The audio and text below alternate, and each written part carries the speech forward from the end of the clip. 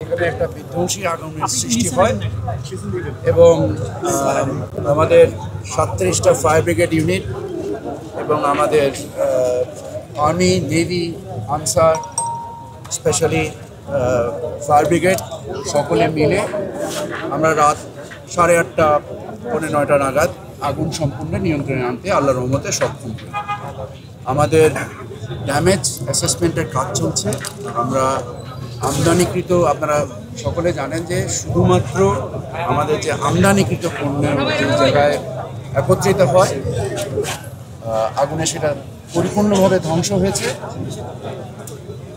ধ্বংসের পরিমাণগত, অর্থনৈতিক পরিমাণ এবং ওজনের পরিমাণ এই দুটোকে আমরা নির্দিষ্ট করার চেষ্টা করছি এবং এর সাথে সংশ্লিষ্ট খাত ভিত্তিক নির্ণয়েরও আমরা চেষ্টা করছি। আমাদের 3:30টার সময় একটা ইন্টারমিনিস্ট্রিয়াল মিটিং ডাকা হয়েছে আমাদের করণীয় নির্দিষ্ট করার জন্য। আপনাদের এখান থেকে আলোচনা শেষ করে আমরা ওই মিটিংয়ে যাব। আপনারা জানেন যে আমাদের প্রতিশ্রুতি ছিল রাত 9টা নাগাদ এয়ারপোর্টকে চালু করা। আল্লাহর রহমতে আমরা এয়ারপোর্টকে চালু করেছি। যে ধরনের ডিসরাপশন তৈরি হয়েছে, আমাদের প্রায় 21টার মতো ফ্লাইট ডাইভার্ট এবং ক্যান্সেল হয়েছে।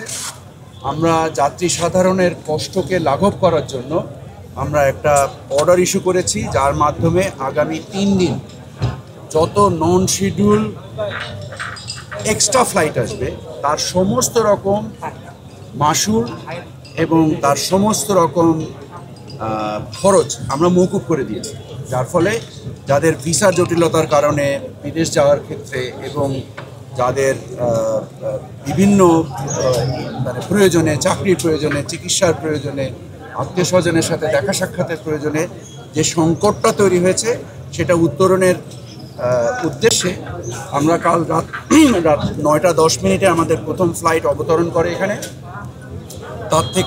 তখন থেকে এখন পর্যন্ত নিরবিচ্ছিন্নভাবে আমাদের ফ্লাইট অপারেশন চলছে।